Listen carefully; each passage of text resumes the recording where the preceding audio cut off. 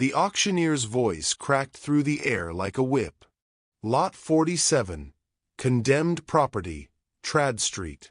Opening bid, 400. The crowd shifted, silk sleeves brushing, laughter hiding behind polite smiles. Pamela Washington raised her paddle with hands rough from scrubbing marble floors. 487. Her voice barely carried, but the room went still.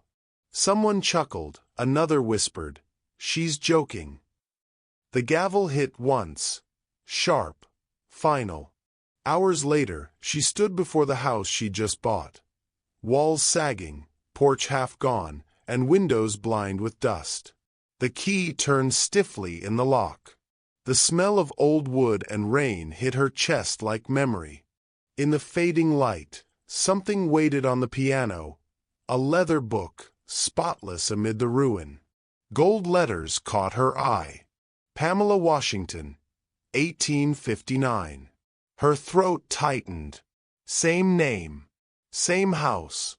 But how could someone from a century ago already know she was coming?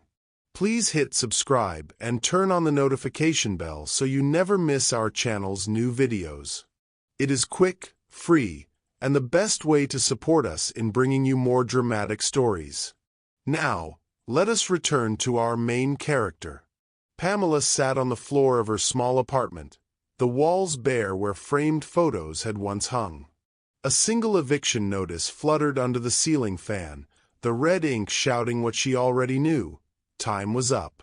She stared at her phone's dark screen, her mother's last voicemail still playing in her head. "Baby, come home. You don't have to do this alone." But she did. She'd always had to. The candle flickered beside her as she turned another page of the old diary. Its leather cover smelled faintly of smoke and lavender. The ink was faded but alive, each letter drawn with care, each word echoing a woman who refused silence. The handwriting belonged to someone who had lived through chains and still managed grace. Pamela traced the lines with her fingertip. Freedom costs more than gold. It costs your peace, your safety, your name. But I will pay it gladly. Her chest tightened. The words felt too close. She remembered her own last day at the museum, the sterile light, the hiss of an espresso machine in the staff lounge, the director's sharp tone when she'd spoken up. "Those items belong to the people," she'd said. "You can't sell what was donated for public trust." He hadn't shouted. He hadn't needed to. Just a quiet threat, a call to HR, a signature on paper that ended 5 years of scrubbing marble floors and cataloging forgotten lives. They'd escorted her out with a box of cleaning supplies and a letter calling her conduct unprofessional. Now, in the candlelight, she saw her own struggle reflected in the diary's pages, a mirror stretched across centuries. The 1859 Pamela had written about a place called Beaumont Plantation, about sewing for the mayor's wife, saving coins in secret, learning to sign her name beneath the gaze of those who wished she couldn't. She had risked everything for literacy, for ownership, for dignity. The entries grew warmer as the older Pamela described her first small house, her business washing linens for free families, her pride in every cent earned. Pamela read aloud softly, her voice shaking. "They call me bold, but I call myself alive." The room answered with silence, deep, heavy, listening. Outside, thunder rolled across the city, rattling her window. She could smell the coming rain, damp and electric. Pamela turned another page. The words had changed. "They watch me now. The Beaumont sun rides by my house twice each day. He smiles, but it is not kindness. He cannot bear to see me free." Pamela exhaled slowly. The ink seemed darker here, the loops of each letter pressed deep as though the writer's hand had trembled. She felt her pulse in her fingertips. She wanted to stop reading, but something in her wouldn't let go. The candle flickered again, its flame leaning toward the diary as if drawn to it. She whispered, "What did they do to you?" No answer, only the soft pop of melting wax. Pamela closed the diary, pressing her hand to the cover as if sealing something inside. The air felt heavier, carrying a scent she couldn't place. Salt, dust, maybe old flowers. She lay back on the floor, staring at the ceiling cracks that stretched like rivers on a map. Her phone buzzed once, another unknown number. She didn't answer. In the quiet, she thought about the other Pamela, a woman who had built a life only to have it stolen. She thought about how history repeated itself, not through time but through silence. She remembered how her co-workers had avoided her eyes after she spoke up, how the museum's board had praised the Beaumont family for their generous donations, knowing full well where those relics came from. Now she was jobless, nearly homeless, and alone, except for the house she'd bought on instinct, the house she couldn't explain. She got up, crossed to her small table, and opened her notebook. Across the top, she wrote, "Why me? Why this house?" She stared at the question, pen hovering. A gust rattled the window. The candle flared. Her reflection quivered in the glass, not matching her movement for a split second. Pamela blinked. The reflection stayed still. She turned slowly, scanning the room. The diary sat closed on the counter. Yet the air pulsed with quiet life, as if memory itself had breath. Her phone buzzed again, this time a voicemail alert. She pressed play. A man's voice, crisp and formal. "Ms. Washington, this is Director Hanley. You may want to stop asking questions about those sales. People have been let go for less." She froze. The voicemail was dated 2 weeks before she'd been fired. Her hands shook as she ended the call. On the counter, the diary's pages rustled though the air was still. It had opened itself to a new entry she hadn't seen before. "When they come for you, remember what you've built cannot be taken, only hidden until it is found again." Pamela stared, her heartbeat uneven. She reached for the candle and held it near the page. The ink shimmered faintly, like heat over stone. Something in her chest shifted, part fear, part recognition. For the first time, she didn't feel alone in the room. She whispered, barely audible, "You knew this was coming, didn't you?" The candle flickered twice. Once, twice, as if answering yes. Pamela's throat went dry. She sat back down, her mind a storm. She turned the page again, careful not to breathe too hard. There were new words written at the bottom in the same delicate script. "It begins with the house." Pamela stared until the flame burned low, until her vision blurred with exhaustion. The rain began to fall outside, slow at first, then steady, the sound of the world washing itself clean. She leaned her head back against the wall, clutching the diary to her chest. The air around her hummed faintly, like someone whispering through stone. Tomorrow, she decided, she would go back to the villa. She would find out why that name, her name, had waited more than a century for her return. Outside, thunder rolled again. Somewhere deep in the house she'd bought, a door creaked open though no one was there. Pamela didn't hear it, but the sound lingered long after the rain began. Pamela sat hunched over the microfilm reader, its soft hum filling the Charleston Historical Archive. Rows of brittle documents scrolled past, birth records, property ledgers, obituaries, until the names from the diary finally appeared. Catherine Beaumont, Richard Beaumont. At first, they were ordinary entries, folded into the fabric of a well-documented family line. But as Pamela dug deeper, she found something wrong. Catherine's name appeared abruptly, then vanished. Entire years erased, her existence swallowed by silence. Where there should have been a death notice, there was only a penciled annotation, struck from record. Pamela cross-referenced land deeds, baptism lists, and family accounts. Again and again, Catherine's trail stopped the same year the diary began, 1859. She copied every file, her hands trembling as if the air in the archive itself resisted her search. The librarian, a quiet woman with silver hair, leaned close. "You're looking for Catherine Beaumont," she whispered. "My grandmother spoke of her. Said she taught reading in secret. Said she paid for it." Pamela froze. "Paid how?" "With her name," the woman said. "They erased her so no one would remember what she did." The words clung to Pamela like static as she left the archive. Outside, the coastal wind carried the faint smell of salt and iron. Charleston was alive with weekend noise, tourists, street musicians, the chatter of diners, but she felt completely detached. Every sound seemed distant, as though she were listening from another century. Back at the villa, she laid out her notes beside the open diary. The candle she had lit earlier guttered slightly, the flame bending toward the page as if drawn to the words. She read aloud, her voice low. "The lessons must move indoors. Too many eyes on the porch.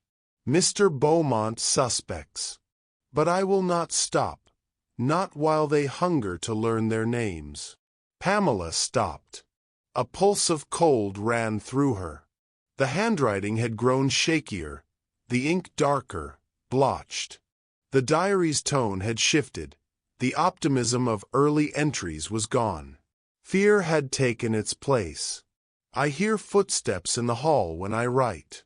Sometimes I wake to find the door open, though I swear I locked it. They whisper through the cracks, telling me to stop. I tell them I cannot." Pamela touched the edge of the page and felt it quiver under her finger.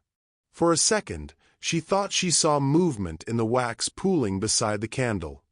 Shapes forming, dissolving. She blinked, and it was gone. The next morning, she woke on the parlor floor with dust on her skin and no memory of how she got there. The candle she'd burned was still faintly warm. Her laptop sat open, showing a blank search window she didn't remember typing into. The clock read 4:23 a.m.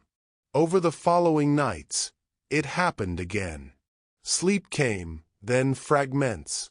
She'd wake in a different part of the house. The attic once, barefoot, her hair tangled, a candle flickering beside her. The third night, she woke standing before the mirror in the upstairs hall, her reflection staring back at her. It looked like her, but off. The reflection's hand didn't rise when she lifted hers. Its lips seemed to shape words she couldn't hear. Then the glass darkened, fog blooming from the inside. She stepped closer, breath trembling. Within the mist, she saw a faint outline of another face. Older, eyes sorrowful, lips parted as if mid-prayer. When she blinked, only her reflection remained. Pamela tried to dismiss it as exhaustion, but signs kept appearing. A door she hadn't opened would stand ajar by morning. Papers shifted. The faint scent of smoke threaded through the air though no fire burned. She began to hear a soft hum at night, a woman's voice, tuneless yet familiar. One afternoon, as rain tapped softly on the window, Pamela found new writing in the diary, words that hadn't been there before. The ink was fresh, a deep sepia. "He has forbidden the lessons. He says I bring shame upon our name. He fears what the others will think. Yet it is not shame I feel, but duty." Pamela's pulse quickened. The 1859 entries had always ended in despair, but this was new, a declaration of defiance. The candle flame bent again, nearly horizontal, and for the briefest second, the air shimmered. She swore she heard the scratch of a quill nearby, as if another hand continued the writing just beyond sight. She began mapping the names mentioned: students, servants, allies, cross-referencing them with the few surviving census records. Most were listed simply as unaccounted for. She realized Catherine hadn't just been teaching. She was freeing people through literacy, giving them ownership of words, identity, and selfhood. And for that, she was erased. That night, Pamela dreamed of a classroom lit by oil lamps. Children recited the alphabet, their voices echoing off wooden walls. Catherine stood by the doorway, face half-lit, whispering the same words Pamela had read hours earlier. Know your name. Know your worth. Pamela woke with tears in her eyes. The air smelled faintly of old books and candle smoke. On the wall above her bed, small handprints had appeared in the dust, too small to be hers, yet the shape was identical. She backed away slowly, the floor creaking. The mirror beside the dresser caught her movement, but her reflection lagged, a second behind. It was subtle, almost imperceptible, but she saw it. Her chest tightened. Her phone buzzed, breaking the silence. It was an email alert, an automatic update from the Charleston Records request. The message read, "One restricted document has been reopened for public view." Attached was a scanned page from an 1860 newspaper, the Charleston Herald. The headline read, "Local woman accused of treasonous acts. Teaching forbidden subjects. Property to be forfeited." Pamela's hand shook as she scrolled down.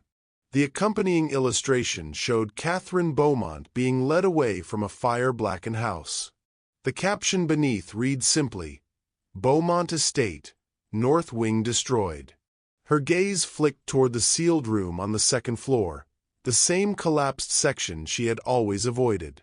She suddenly understood. Catherine's lessons, her punishment, and the fire, they all began there. The candle on the desk flickered violently, the flame splitting into two. The pages of the diary rustled as though caught in a wind that didn't exist. Pamela's eyes darted to the mirror again. The reflection's lips moved once more, slowly, unmistakably forming the word, "Remember." The sound of a single piano note drifted through the hall. Soft, distant, impossibly alive. Pamela stepped closer to the door, her breath shallow. The melody faltered, paused, and resumed in fragments. Each note felt like a heartbeat. Each echo seemed to come from deeper within the house. She turned toward the stairs, the diary clutched to her chest. Somewhere below, something waited, not with menace, but memory. Something that had been reaching across time for her to finally listen. Rain began before dawn, a low, restless murmur against the villa's shutters.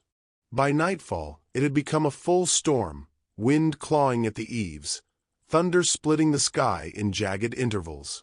Pamela sat by the fireplace with the diary open on her lap, her hair clinging damply to her neck.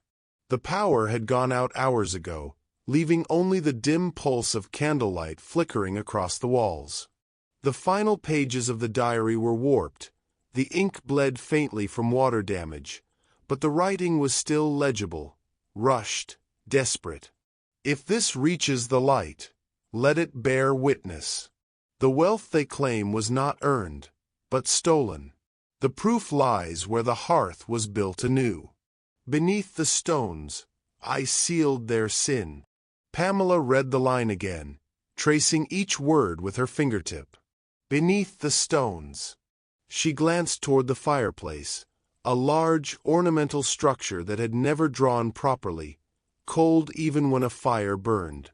She had always assumed it was decorative, but now its silence felt heavy, almost deliberate. Lightning flashed through the windows, bleaching the room white. For a split second, she saw movement on the landing above, a shadow crossing the collapsed section of floor. Then thunder followed, close enough to shake the window panes. "Hello!" Her voice barely carried over the storm. No response, only the steady patter of rain leaking through the ceiling. She rose slowly, clutching the diary to her chest. The staircase groaned beneath her weight.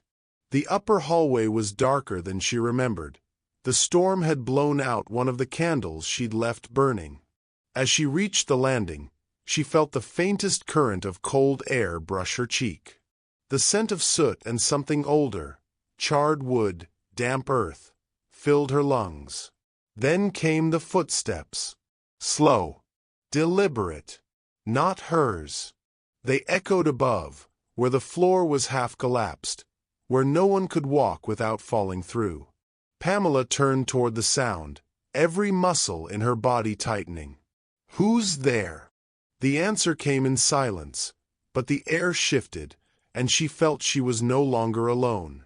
From the end of the corridor, a figure took shape, faint, translucent, dressed in white that shimmered like smoke. The woman's face was calm yet filled with sorrow, her eyes holding a depth of grief beyond time. Pamela knew instantly. Catherine Beaumont. The candle flame between them flickered wildly, casting moving shadows that made the figure's outline blur and reform, as though reality itself was uncertain. Pamela whispered, "I found your words." The figure didn't speak. Instead, she extended a hand, trembling but sure. Against every rational impulse, Pamela reached forward. The moment their fingers met, a surge of heat and light coursed through her. She wasn't in the hallway anymore. Smoke. Screams. A man's voice shouting orders. The walls burned crimson, wood snapping like bone. She saw Catherine clutching a bundle of papers, her face streaked with soot. A door burst open. Richard Beaumont stood there, his features twisted by anger. "You've ruined us," he spat. "You think they'll spare you? You've doomed this family." "They deserve to know," Catherine said, her voice breaking but steady. "Every lie, every theft. I won't let it be buried." He struck her. The papers scattered, some catching fire as they fell. Catherine's body hit the floor, her hand reaching toward the hearth. With what little strength she had left, she pushed the remaining documents into the hollow beneath the stones, sealing them there as flames devoured the room. Pamela gasped. The scene dissolved in a rush of light and sound. She was back in the hallway, collapsing to her knees, lungs heaving as though she'd just escaped the fire herself. The diary had fallen open beside her, not to the page she'd been reading, but to one she had never seen before. A rough sketch of the villa, drawn in Catherine's precise hand. Lines marked the parlor, the staircase, the upper rooms. One spot was circled, the fireplace. Pamela's heart pounded. She grabbed her flashlight and ran downstairs, her footsteps echoing through the old beams. The storm outside howled louder, shaking the doors. In the parlor, she knelt before the hearth. The marble was cold, smooth, flawless, too flawless for a structure this old. She pressed her palm against it and felt an unevenness near the base. A faint ridge beneath the mortar line. She struck it once with a nearby fire iron. Dust fell. She hit it again. A small piece of brick came loose, revealing darkness behind. Her phone buzzed, a message from her landlord reminding her that her eviction was due in 3 days. She stared at the notification, then back at the hearth. Her choice was clear. The world had already taken everything from her. She wouldn't stop now. She worked for hours, ignoring the pain in her hands, the ache in her shoulders. Bricks clattered onto the floor one by one. The smell of centuries-old dust filled the air. At some point, voices carried in from outside, the neighbors.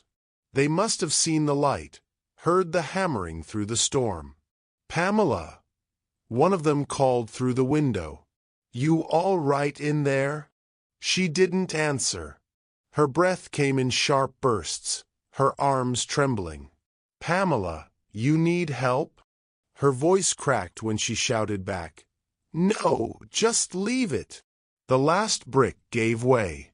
Behind it, a hollow cavity yawned open, black and silent. She reached inside. Her fingers brushed metal, cold, rusted, but intact. She pulled, and a small iron box slid free, its hinges stiff with age. Lightning lit the room as she pried it open.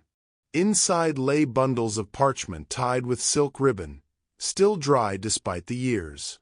Documents bearing signatures, seals, deeds, proof of stolen lands, falsified inheritances, slave transactions transferred into Beaumont ownership. Her mind reeled. Catherine had buried the truth beneath her own home, ensuring it would one day be found. Pamela stared into the cavity, realization dawning like dawn after a long night. This was the moment her life would split in two, before she opened the box, and after. The storm roared, wind rattling the shutters as if the house itself was breathing with her. She could stop now, seal it back, pretend she never knew. Or she could open the past wide, let it spill out into the present, no matter the cost. Pamela's eyes lifted to the portrait above the mantel, Richard Beaumont's painted gaze looking down, cold and hollow. She met it without fear. Then, with one steady motion, she pulled the rest of the bricks free, widening the gap until the chamber behind was fully exposed. Dust poured out like smoke, curling upward, illuminated by the flashes of lightning. Somewhere within that darkness, the faint sound of the piano returned, soft, uncertain, like a memory testing its own existence. Pamela whispered into the storm, "I'm not afraid of your silence anymore." The wind surged, a gust so strong it blew out the candles. The house fell still. And in that stillness, something shifted deep within the walls, as if the past had finally begun to breathe again. Morning came slow, gray, and heavy. The storm had passed, but the air still hummed with a strange pressure, the kind that settles before something important happens. Pamela stood before the open hearth, dust streaked across her face, her clothes torn at the sleeves. The iron box lay empty beside her. In her lap rested the real treasure, a small chest she'd found deeper in the wall, sealed in tar and linen, untouched by time. When she lifted the lid, the smell of old paper rose like incense. Inside were neatly folded deeds, ledgers marked with flowing signatures, and letters written in a precise, careful hand.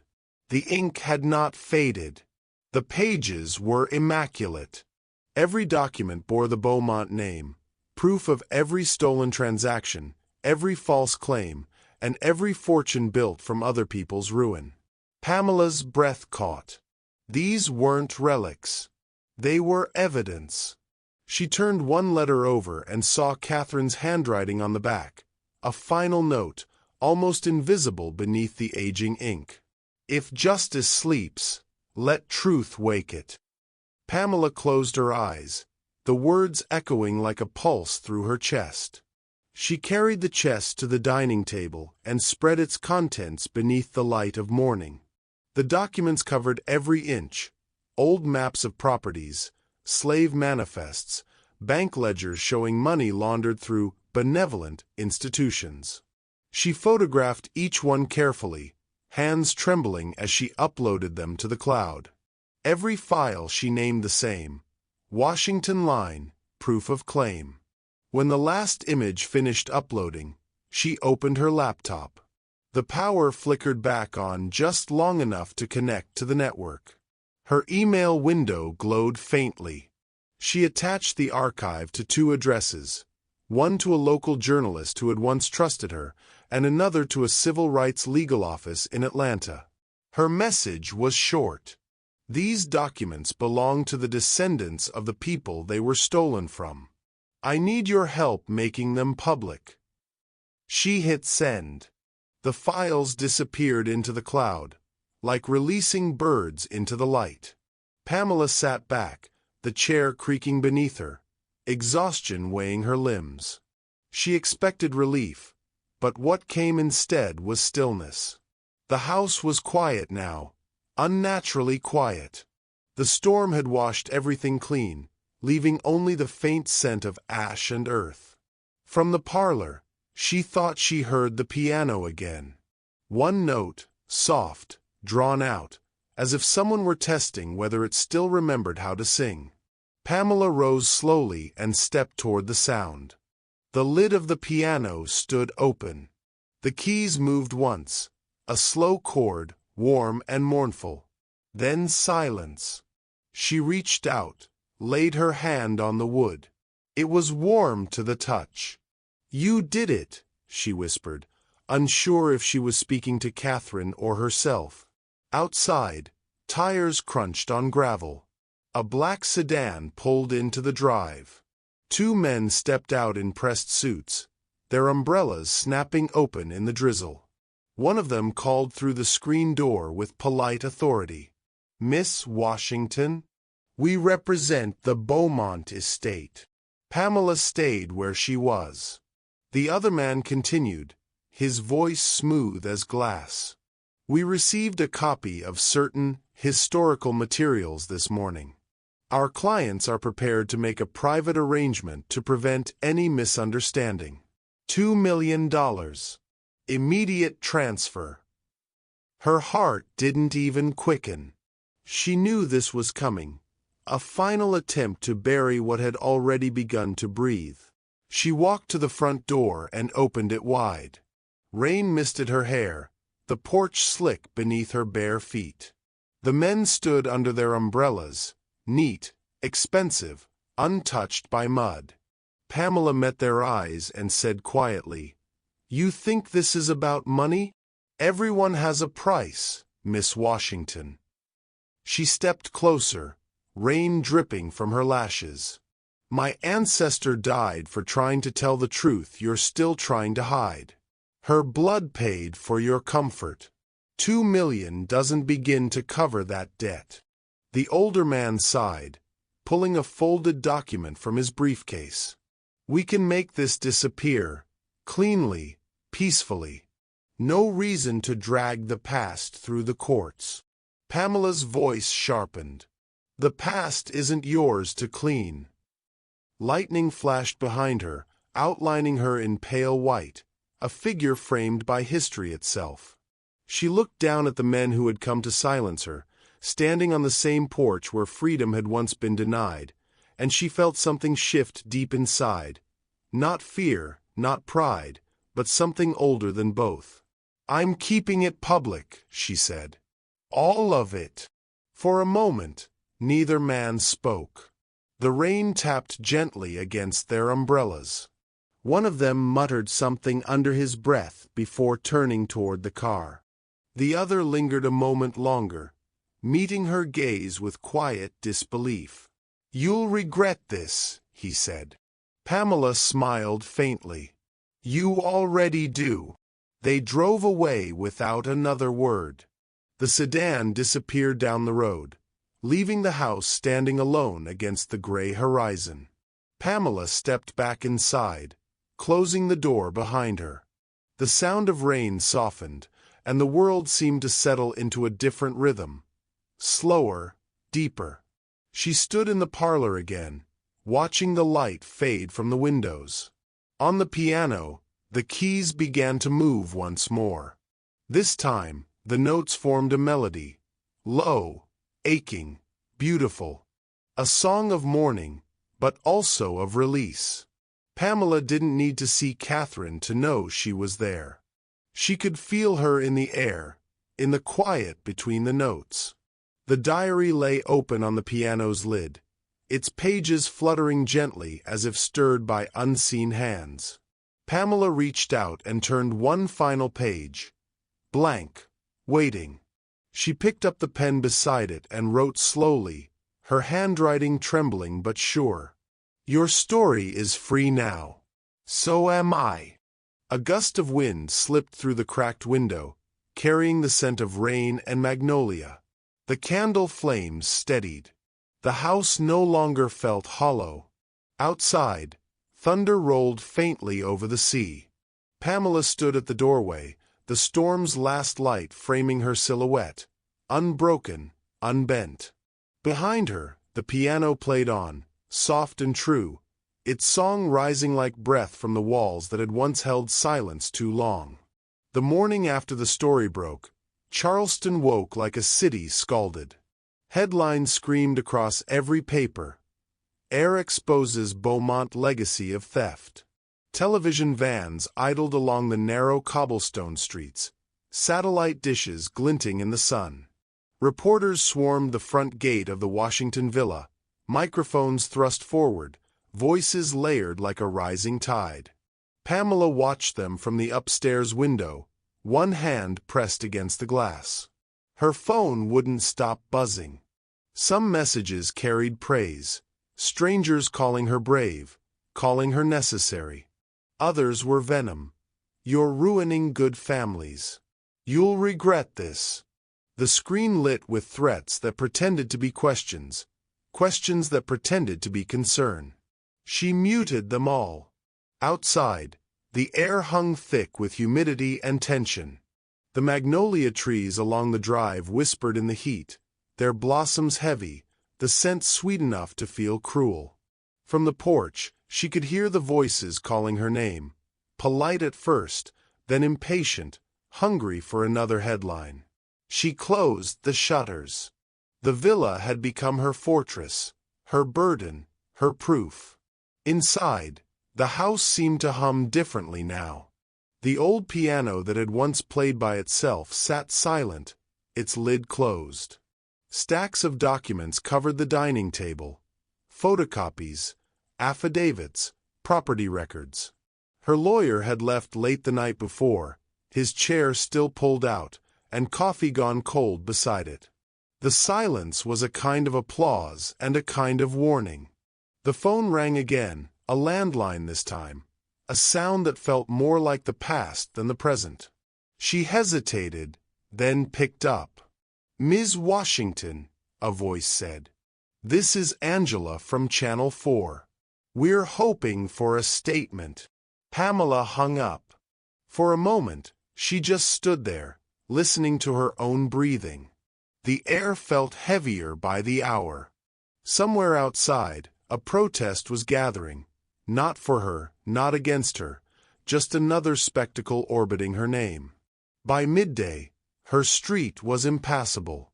Police tape sectioned off part of the block, keeping cameras from her front steps. Reporters argued with officers. The Beaumont family's legal team released a statement calling her claims grossly exaggerated. A historian from the local university refuted them on live TV, holding up photocopies of the very ledgers she'd uncovered.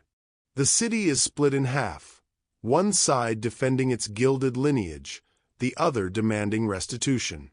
The past had become a public trial, and Pamela was its reluctant witness. She tried to work, reviewing depositions, answering legal calls, but every knock at the door startled her. Once, she thought she heard footsteps upstairs, soft and slow. She climbed the staircase, pulse hammering. No one was there. Yet she could feel it, that old warmth again, the air charged with something unseen but familiar. The villa was watching her as much as she was guarding it. At dusk, the power flickered. The reporters' lights outside glowed brighter through the curtains, flashing like lightning. She lit a candle, not for light, but for steadiness. The flame swayed once, then straightened, steady as her breath. When night fell, she finally lay down on the bed, exhausted. The diary rested on the nightstand beside her, open to the page with her ancestor's final signature. Pamela Washington, 1859. She traced the ink with her finger, the loops and strokes as delicate as a pulse. Sleep came slowly, thickly, and uneasily. In her dream, the field stretched wide under gold light. The same light from the diary's earliest pages. Her ancestor walked there, the other Pamela, her skirt brushing against wild grass, sunlight on her shoulders. She turned once, smiling not at the horizon but at her. No words passed between them, only recognition. The kind that required no explanation.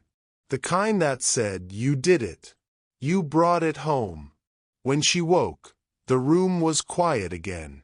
The candle had burned itself out, leaving a ring of wax on the nightstand. Morning light spilled through the shutters in pale ribbons. The street outside had emptied. For the first time in days, no cameras waited at the gate. She rose and stepped to the window. Across the street, someone had hung a hand-painted sign from their porch rail. "We stand with truth." Her throat tightened. Down below, the magnolia petals had fallen overnight, blanketing the walkway in white. The villa looked softer somehow, less haunted, more alive. She understood then that the battle wasn't over. It had only changed shape. The world outside was still loud, still divided. But the quiet inside her, that was new. That was something her ancestor had never been allowed to keep. Pamela turned from the window and walked through the house. She touched the banister polished by generations, the piano's smooth lid, and the cool marble of the entryway. Each step felt claimed, not as property, but as belonging. On the wall near the front door hung the photograph she'd taken of the diary's cover, framed in simple wood. Beneath it, a line she'd written in her own handwriting. "Truth is never buried. It only waits for someone to listen." Outside, the city continued its noise, radio debates, morning headlines, phone calls that would never stop. But in the stillness of the house, something had settled. Not peace exactly, but purpose. That night, she opened the diary once more. The edges were worn, soft under her fingers. As she turned the last page, a loose slip of paper fluttered free, a fragment she hadn't noticed before. It carried only 3 words, written in the same careful script as before. "Light the way." Pamela closed the book gently. She didn't know if it was meant as instruction, gratitude, or blessing. Maybe all 3. She rose and placed it on the windowsill where the morning sun would find it.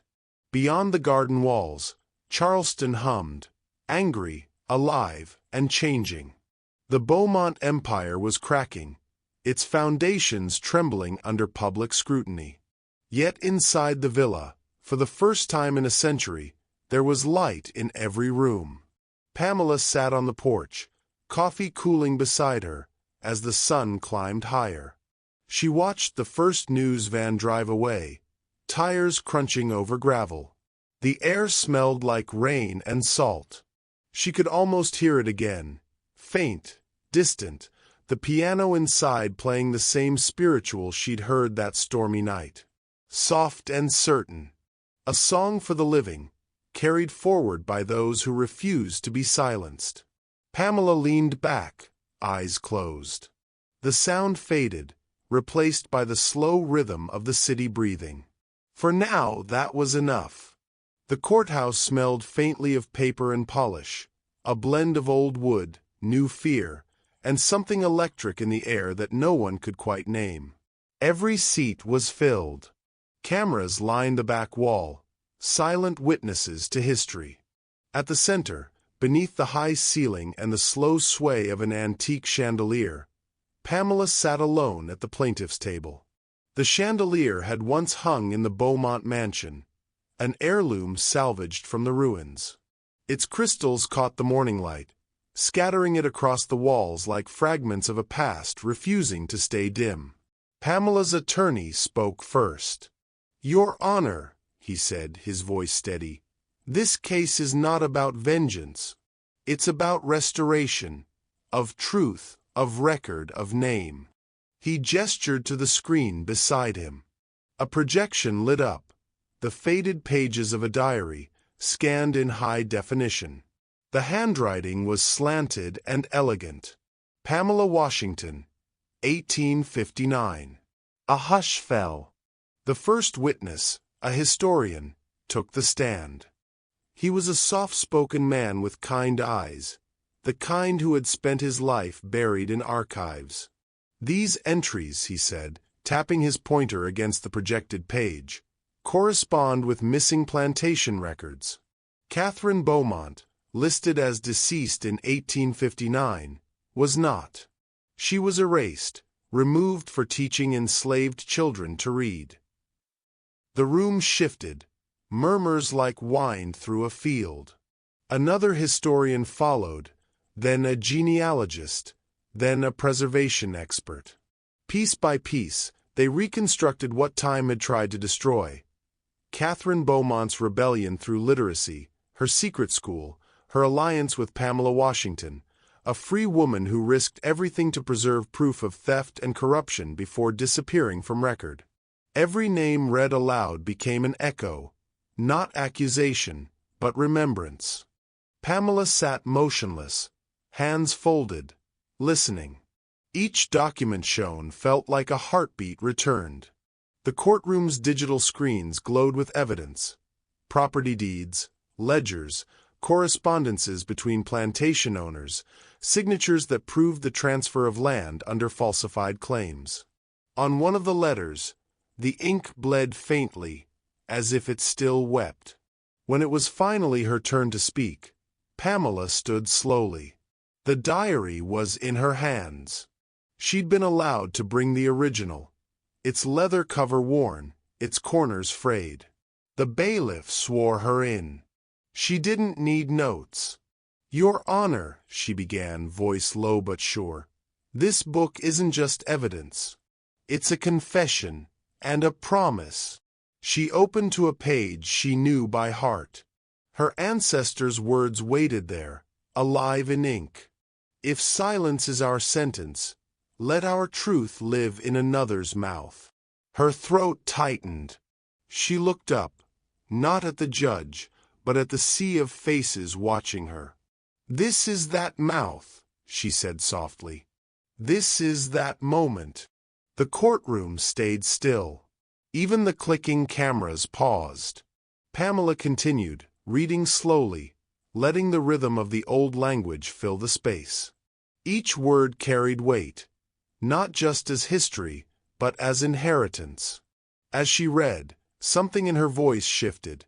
It stopped being hers alone. It became shared, a chorus rising through one body.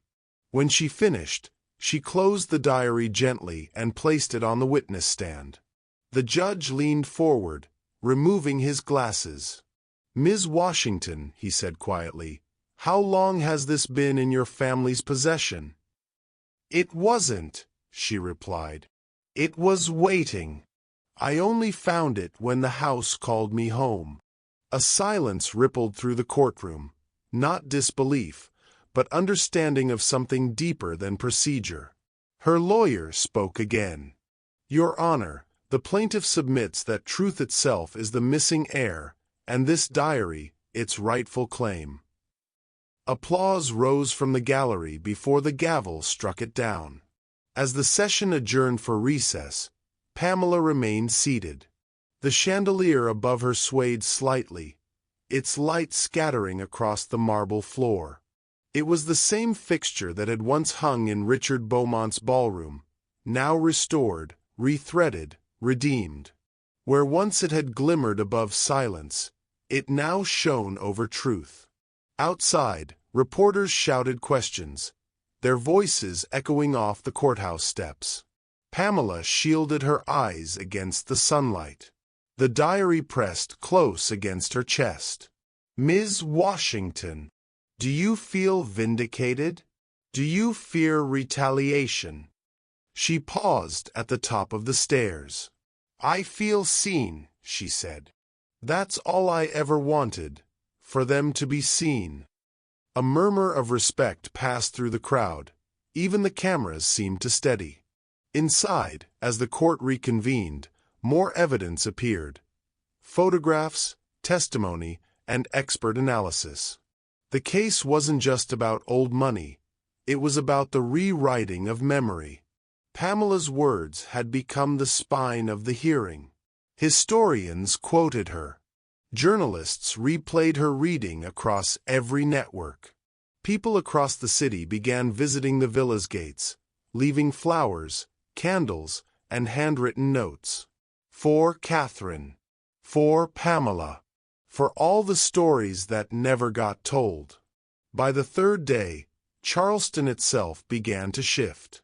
The newspapers that had once defended the Beaumont name now printed questions in bold. Who gets to own the past? What is a legacy built on silence? Pamela attended every hearing, dressed in quiet tones, refusing interviews. Each day she sat under that chandelier, listening, watching, enduring. During a cross-examination, one of the Beaumont attorneys sneered, "Do you really believe your ancestor meant for this diary to destroy an entire family name?" Pamela looked at him evenly. "No," she said. "She meant for it to free one." The courtroom stilled again. As the trial drew toward its close, the judge requested one final reading, a line chosen by the court historian, written in Catherine's own hand on the last page of the diary. "To those not yet born, I leave this, the courage to name what was taken, and the strength to build anew from the ruins." Pamela whispered the words rather than spoke them. The courtroom listened in reverent quiet, as though the very walls were breathing with her. When she finished, the chandelier's light flickered once, not dimly, but like a pulse. The judge glanced upward, then smiled faintly, perhaps sensing what others only felt. The court adjourned for the day. Pamela stood beneath the chandelier for a moment longer, watching its glow scatter across the faces of strangers. Lawyers, reporters, historians, all bound for a brief second in shared understanding. She reached up, fingertips brushing one of the low-hanging crystals. It was warm. That night, when she left the courthouse, she didn't speak to the press. The sky over Charleston had turned a bruised blue, soft and waiting. As she crossed the street, she caught her reflection in the glass doors, tired, steady, and carrying something far larger than victory. She walked away, the diary cradled in her arms, while above the courthouse steps, the chandelier burned steadily, no longer a relic but a witness. The voice of the past had finally been heard. 8 months later, Charleston woke to headlines that would rewrite its history. $340 million settlement in Beaumont case. Stolen heritage returned. Justice, a century late, finally served. The morning light spilled across the villa's restored facade, once decayed, now alive again with color and sound. Workers finished painting the final shutters, while inside, the grand hall had been reborn into something new, the Washington Heritage Museum. Pamela moved slowly through the space, barefoot, the scent of varnish and old oak filling the air. The piano, the one that had once held the diary, gleamed beneath fresh polish. It was silent now, but she could almost hear it breathe. Across the foyer, builders hung the final exhibit plaque, a legacy unearthed. Underneath it, encased in glass, rested the diary that had changed everything. Its pages, now digitally preserved and projected on nearby screens, glowed faintly in the soft light. Pamela stopped before it, her reflection hovering over her ancestors' words. The glass separated them, but only barely. Behind her, the sound of a camera shutter clicked. A young reporter, barely out of college, lowered her lens. "Miss Washington," she asked softly, "do you ever think about what it costs to get here?" Pamela smiled, though her eyes carried the weight of months spent fighting, testifying, remembering. Every day, she said. But cost doesn't always mean loss. Sometimes it's the price of waking something asleep too long. The reporter nodded, unsure how to respond, and quietly stepped away. Outside, a crowd gathered for the museum's opening. Families, historians, former students, church choirs, and city officials. Flags fluttered along the gate. Food vendors filled the street with the smell of baked cornbread and sweet tea. It was Juneteenth. Pamela stepped out onto the veranda. The same porch where she had once stood defiant in the storm now gleamed beneath the summer sun. She wore a white linen dress, simple and unadorned, her curls pinned back by a single gold comb, her grandmother's. Her lawyer, now a trusted friend, approached. "You ready for this?" She nodded. "Ready as I'll ever be." The mayor took the podium first, offering a speech full of gratitude and civic pride. He called Pamela a bridge between past and progress. But she barely heard him. Her gaze drifted to the crowd, to the faces waiting, the children perched on their parents' shoulders, the elders wiping their eyes. When it was her turn, she stepped to the microphone. The murmur quieted. "I was told once," she began, "that history belongs to the powerful. That silence protects what comfort cannot." She looked down at the diary resting on the podium beside her. But silence doesn't protect. It decays. It eats through truth until all that's left is rot. A faint breeze passed through the trees. She continued. "This house was built by hands that were never paid, and it stood for generations as a monument to what was taken. Today, it stands as proof of what can be returned." She paused, her voice softening. "They tried to bury us in silence. But silence can rot, and from rot, truth grows." Applause rippled through the crowd, rising like a wave. Pamela turned slightly, motioning toward the covered portrait beside her. "Before this place opens to the public, I want to introduce you to the woman who started all of this, the woman who refused to let her story die." Two young girls from the local school, both descendants of families once tied to the Beaumont estate, stepped forward. Together, they pulled the drape away. The portrait revealed a woman seated at a piano, eyes calm and proud. Catherine Beaumont, painted in gentle oils, gazed out as if alive. Her hands rested on the keys, one finger poised, ready to play. Gasps moved through the crowd. Someone whispered, "She looks like her." Pamela's eyes glistened. Catherine taught others to read when it was forbidden. She believed words were a kind of freedom. She was right. Every letter she wrote, every truth she risked, led us here. In the front row, an elderly man raised his hand. "Miss Washington," he called softly, "what will you do now?" Pamela smiled, glancing back at the portrait. "I'll keep the doors open. I'll make sure the truth stays loud." The choir began to sing, a slow, rising hymn of freedom and remembrance. The sound filled the courtyard, spilling into the streets. Children clapped along. Journalists wept behind their cameras. As the song swelled, Pamela stepped down from the podium. She moved through the crowd, hugging strangers, shaking hands. People thanked her, not for the money, not for the case, but for restoring something invisible yet vital. By afternoon, the museum's halls were filled.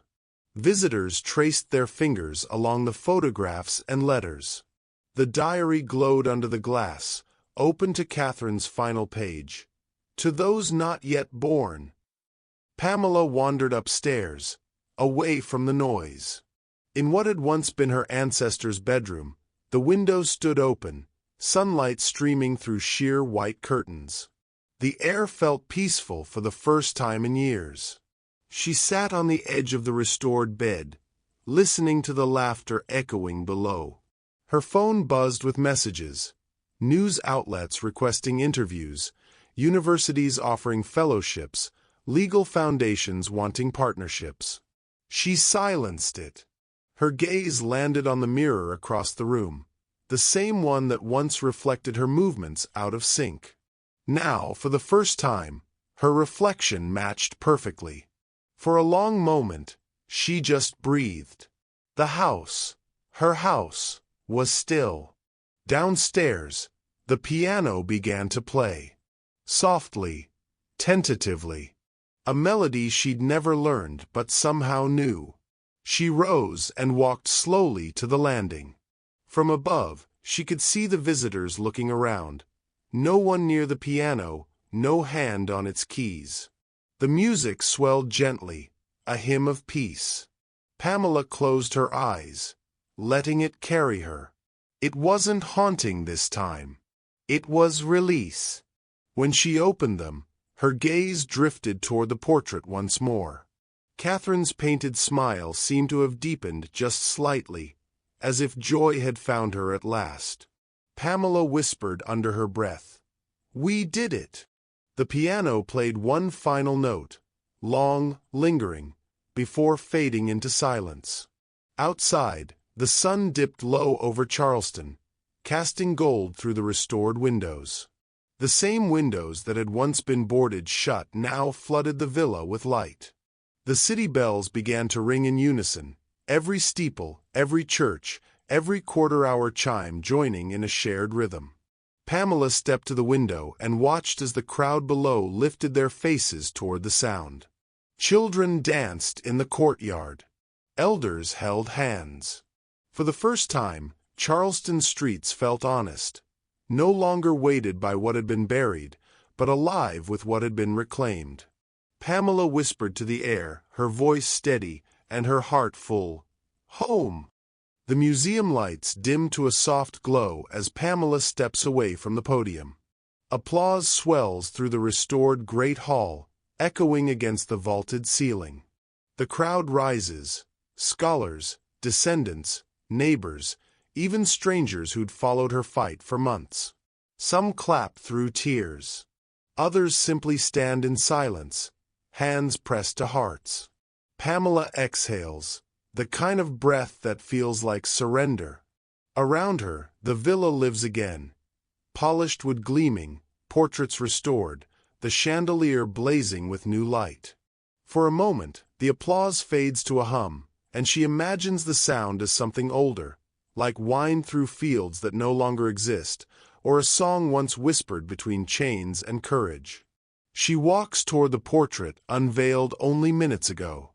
The woman in the painting, her ancestor, Margaret Washington, stands proud in muted colors, her gaze steady and knowing. The diary rests beneath the frame, encased in glass, open to a single page. Freedom is not a gift. It is a memory we must protect. Pamela's throat tightens. She kneels slightly, tracing the words through the glass. The ink, though faded, carries a presence that feels alive. She can almost hear Margaret's voice, strong, unyielding, and full of quiet defiance. Behind her, the press cameras click. Flash after flash lights the room. Reporters whisper about the record settlement, the museum's opening, and the ripple effect across the South. None of it feels real. Pamela barely hears them. What anchors her is the warmth of the chandelier's glow above her, no longer hanging by a thread. It had once symbolized the house's decay, the fragility of truth. Now it stands restored, balanced, and radiant. The same light that once flickered in fear now spills across the walls like forgiveness. A young girl, no older than 10, tugs on her mother's sleeve nearby. "Mama," she whispers, pointing at the portrait. "She looks like Ms. Pamela." The mother nods, smiling. Maybe that's because she's part of her. Pamela turns slightly, overhearing. A small smile touches her lips. Part of her. The phrase settles deep, truer than anything printed in headlines. The applause begins again, softer this time, more reverent. Pamela glances toward the back of the hall, where the old windows stand tall and clear for the first time in decades. Sunlight pours through, scattering across the marble floor. Dust particles dance in the air like quiet spirits released. Suddenly, the lights flicker, just once, just enough to draw a murmur from the crowd. Pamela lifts her gaze toward the chandelier. The bulbs shimmer, then steady again, shining brighter than before. Gasps ripple through the audience. Outside, church bells begin to ring. One, then another, until the sound spreads across Charleston like a wave of memory. Every toll feels deliberate, as if the city itself is bearing witness. Pamela's eyes return to the portrait. For a fraction of a second, too brief to be certain, she sees the painted eyes shift. A blink. A faint, gentle smile forming on Margaret's face. She doesn't flinch. She only nods, her expression calm, tearful, certain. "You can rest now," she whispers. "I've got it from here." The crowd watches her, unaware of what just passed between the living and the remembered. The final speech concludes. Musicians strike a soft chord from the corner, strings rising with grace. Guests begin to move through the rooms, exploring exhibits filled with letters, tools, records, and photographs. Each piece tells another thread of a story once buried, now reclaimed. Pamela stays behind, gazing at the diary one last time. Its reflection trembles faintly in the glass, merging with her own. Two women, centuries apart, sharing one legacy of endurance. Outside, the bells keep ringing, each note sharper in the clear afternoon air. The sound carries beyond the villa's walls, over the harbor, across neighborhoods built on forgotten fields. It rolls through time itself, calling not for mourning, but for remembrance. Pamela steps back toward the windows. The sunlight hits her face fully now. No shadows, no curtains, nothing left to hide. The glass once boarded shut now glows with life. She closes her eyes, feeling the warmth. A quiet peace settles in her chest, not from victory, but from the knowledge that something sacred had been returned to its rightful place. Behind her, the portrait seems to glow faintly under the light. Guests pass, pausing to stare. Children point, whispering about the woman who looks like Ms. Pamela. The cameras flash again. The moment becomes history. Pamela opens her eyes, looking out toward the horizon where the bells still sing. Her reflection in the glass blends with the sky. Two worlds meeting, past and present, bound by truth. A legacy unburied. A future reclaimed. She turns back once more, glancing at the portrait as the crowd disperses. For a final instant, she swears she hears a voice, faint, familiar, saying, "We remember." Pamela smiles, shoulders straightening as she walks forward through the open doors of the museum, into the blinding Charleston sunlight. What would you do if justice called your name across a century?